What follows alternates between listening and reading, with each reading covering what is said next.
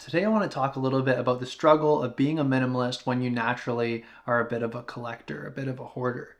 Because that's my problem, and it's something that I've been going through for quite a while, and I'm reckoning with it right now. So let's get into it. If you don't know me, I'm Spencer, and I like to talk about simple living, frugality, and cutting down on your technology usage, sometimes by the use of other technologies.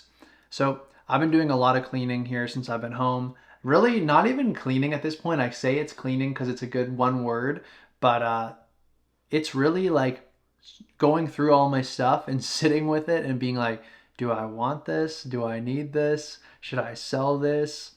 That whole thing. And it's tough because, stuff is really easy to get. It's pretty easy to just go and, tap a card or go click a few buttons on your keyboard and order something, or even just go pick something up from the curb, which is something I often find myself doing. It's a lot easier to get stuff than it is to get rid of it. I don't usually have the heart to just stick something out on the curb. And it's honestly been raining so many days this week that if I was to go stick something out on the curb, it's just going to get wrecked. And that makes me feel bad. So you also then have the layer of becoming attached to those goods as well. And as you become attached to them, it becomes harder and harder to get rid of them. So I wanted to talk a little bit about the strategies that I'm using as somebody who definitely trends toward hoarding, and more so, I would say, in a more charitable language, I would call it collecting. I have a lot of interests. I really like kind of old historical items. I like camping equipment, musical instruments, camera equipment, music. I like physical media, a lot of things that really tend to have things associated with them, physical things, right? It's not like, oh, I'm really obsessed with digital downloads. It's not, unfortunately, not that much. So as a result, I have a lot of stuff that I'm going through, and I find that I'm just tripping over a lot of stuff because my girlfriend and I, we live in a pretty small apartment. I like our apartment a lot. I think it's a great space. It's in a great area. So pretty happy about it, but it is a small space.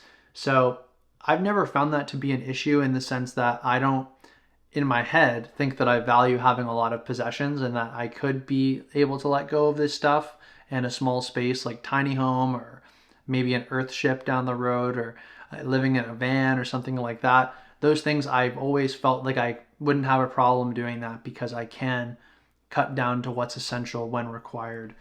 But I guess the sense that it's also true, I guess, that with humans, you kind of take whatever space you have and you fill it, regardless of what size it is. If I was like, jammed into a tiny home right now, where I had maybe even a third of the space that I do right now, or even less, it's not like all of my stuff would be spilling out onto the streets because I still would like want to keep all the same amount of stuff and I wouldn't try to, hone down what I had. If you have a small space, I think you will ultimately fit in a small space. It might be very tight and very cluttered, but you will make it fit. And if you buy a huge house, like you think you buy like a 4-bedroom house or something like that, and you think there's no way I'm going to fill this, I think it's very easy for somebody to say that until you find yourself in that situation. And that creep of bringing new things in because you have a little bit of space for it happens. And pretty soon it's just as cluttered as a small space would have been before. So it's really important, I think, to come back to the intention of why are we doing this in the first place. For me, it's a few different things. There's the first one, which is broad enough, and that is freedom. And for me, it really just can't be spelt out better than that, freedom, because what I love about minimalism and what has attracted me to minimalism so much is that you're as free as a bird when you are extremely minimalist. You could pack up your little backpack and that's all you own, and you could just leave at the drop of a hat. And I don't know what it is that makes me kind of desire that so much. And it's not even like I do a ton of traveling and that I need to be able to be that light at all times. But I don't know, there's just something freeing that I don't really have to get stuck anywhere. I don't really want to be stuck. And I like the feeling that I am not bound, I guess. I can choose to be somewhere because I want to be, but I don't want to feel like I'm stuck. I want to feel like I'm choosing to stay. And then the second thing, I guess, is the anti-consumerist in me as well, who can recognize kind of the drives around consumerism and why people kind of covet more. Um, and I think that by at least recognizing that to some degree, I'm above it, I guess. Like, I'm clearly not, but you think that because you're aware of the kind of mechanisms that are happening behind the scenes that are making accumulation happen, that you should be able to turn it off because you understand it to a degree. And it's not really the case. You have to kind of there. I still haven't found that yet. What if there is a switch to turn it off? I have not found it yet. But part of me just thinks like, it's gross to accumulate like that. There's a certain necessity out of it, I think, if you have a lack mindset and you feel like you need to kind of fill a hole within yourself by accumulating like kind of external things to kind of solve some internal crisis. But for the most part, we don't need these items. And there's also a huge monetary hit to accumulation as well. And I guess the thing with that is that you're just basically, again, it's a freedom thing, I guess, because it's like you're only going to make a certain amount of money. Let's say you make $30,000 a year. Let's say you make $60,000 or $100,000 a year. You only have that $30,000, $60,000 or $100,000 that you can spend on all of your stuff. And if you continue to covet beyond that, you're going to run out. So it's like, if there's kind of a minimal need that comes around how you relate to your possessions, and you end up just having kind of a honed in understanding of this is what I need to do what I want to do here on earth, and it's going to cost this much and whatever. You're very intentional, I guess is a word that people use a lot, and then you're clear and purposeful on what you actually need to do what you want to do, because I think a lot of people get more than they need, and you're able to spend, let's say, a quarter of what the average person is able or spending on their average thing. You're spending 25% of that. Well, that means you're profiting compared to them 75% more. And you're going to have a lot more freedom in that sense too.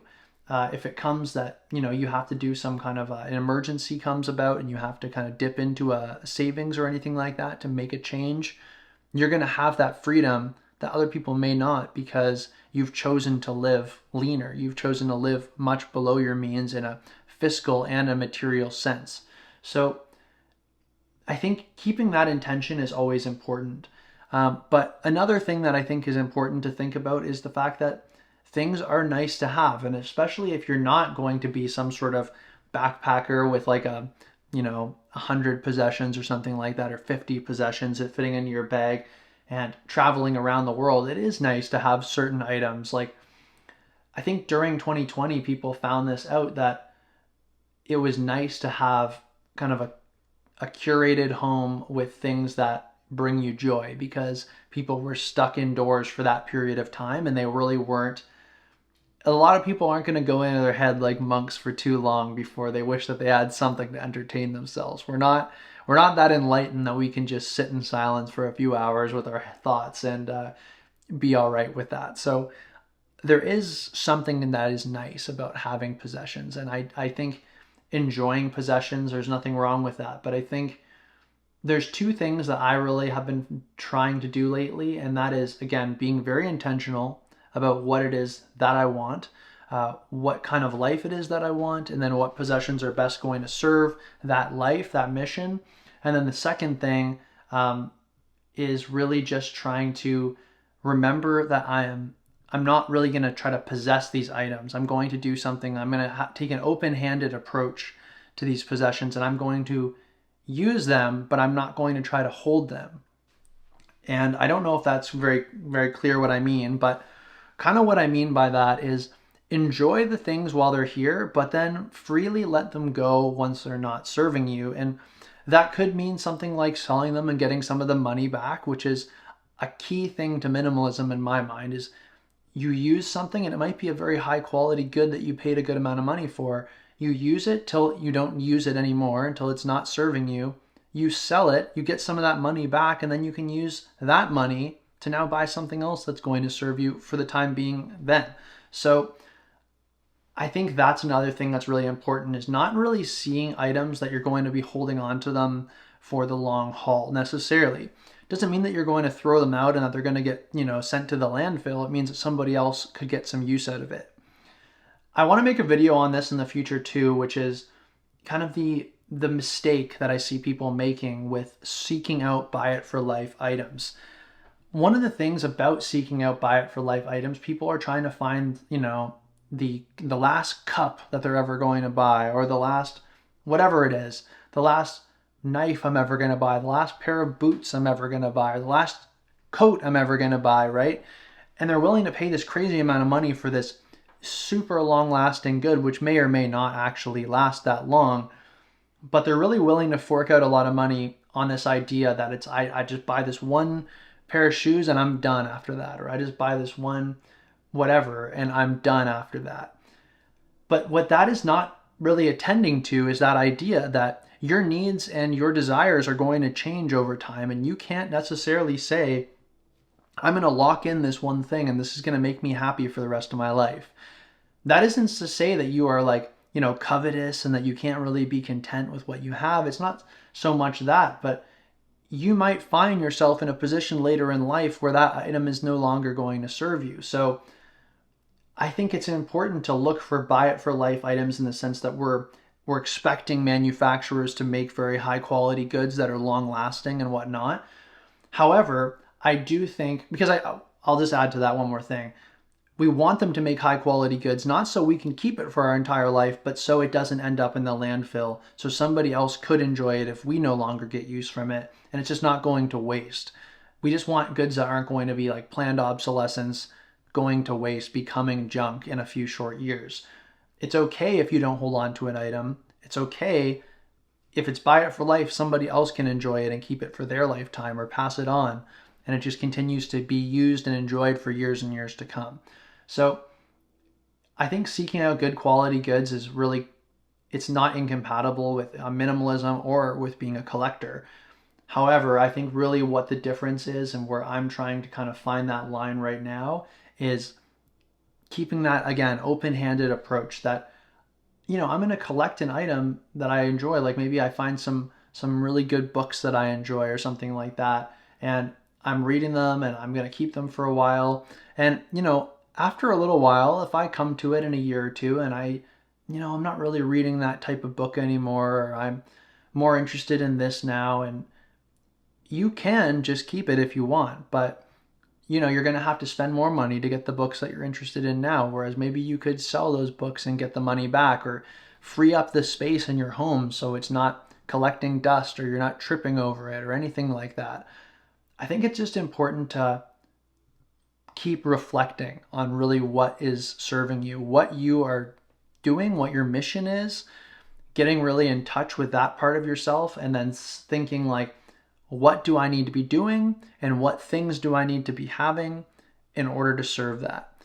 And I think if you keep that at the core of whatever you're doing, you're circling back to that at every time. It's corporate speak. My girlfriend works at a corporation, so it's you're focusing every once in a while, refocusing on what exactly your core drive is. And a lot of people don't know what that is for themselves. They go through life kind of sleepwalking, and they just kind of get stuff when it feels good. It's a little bit more of a hedonistic existence, and it's a little bit less, in touch with yourself, I think. I think there's a balance where you're able to enjoy your life that you have, but you're not really getting bound to just endless seeking of pleasure, and you're really able to kind of find some sort of meaning, find some sort of goal, some sort of mission, and work toward that concisely and just, I don't know, with certainty. And for me, I think the biggest thing that you can do, and this is a minimalism thing and this is a life purpose thing, it works for everything, is journal. You need to journal, you need to get your thoughts out on the page. You need to just lay it all out there. Figure out exactly who you are if you don't know that for yourself yet. And you need to always circle back. It's not like today I'm going to journal, I'm going to find out who I am, and then I'm done. I'm going to be coming back to that almost daily. I'm going to be coming back to that for sure weekly. And I'm going to come back to that over the years and make sure that I am making these little course corrections as I go and find out, yeah, okay, I thought I was going this way, but I'm going to make a little bit of an adjustment. And maybe at some point I'm going to completely make a huge course correct. As long as you're staying in touch with that stuff, I think that you're going to find that possessions no longer become an issue for you. Because if you're focused on your mission, if you're focused on whatever you feel you're here to do, I think you're going to find that there's a lot less of a need to kind of build a gilded cage around you so you don't have to think about those things. Because I think after all, we use possessions a little bit like a pacifier in order to kind of sate that feeling of uneasiness that comes from facing our fears and kind of going forward with what actually drives us, maybe what we're scared to push for. So, wow, this was a long one. I just wanted to get this off my chest. I've been working for the last all year, basically, really, really hard, really busy, and it's all kind of come to a slowdown now, similar to when the channel started last year and I had that time to work. And I'm planning on getting back to this now and spending a little bit more time here on the channel again. The last couple months has been quite busy and it's been overwhelming to a degree, but this has been something that I really I love doing this and I want to talk to you guys more. I want to hear from you in the comments section and I want to just continue to build this community together. So, okay, what more to say? Thank you very much for watching. Let me know what you think on this topic in general. And also, I would just love to hear from you if you had any suggestions for videos you would like to see in the future. I have a lot more videos that I've shot already and I'm excited to share with you guys. So stay tuned and let me know what you thought once again in the comments. Have a great day. See you in the next one.